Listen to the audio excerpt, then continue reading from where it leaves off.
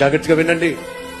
ఆదాము నుండి అబ్రహాం వరకు 2000 సంవత్సరాలు, అబ్రహాం నుండి యేసుక్రీస్తు యొక్క జన్మ వరకు 2000 సంవత్సరాలు, యేసుక్రీస్తు యొక్క జన్మ నుంచి నేటి వరకు 2000 సంవత్సరాలు, మొత్తం కలిపి 2+2+2 మొత్తం వినండి 6000 సంవత్సరాలు.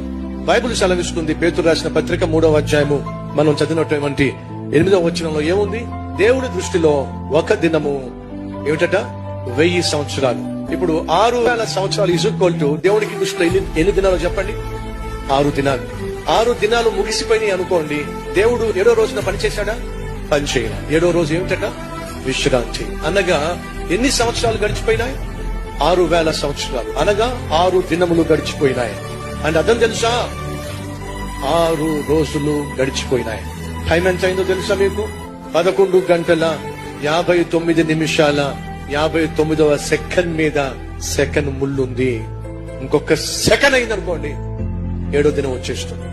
సహోదరులు సహోదరులు, చివరి గడియలో మనం ఉన్నాం, చివరి నిమిషంలో మనం ఉన్నాం, చివరి సెకండ్ లో మనం ఉన్నాం.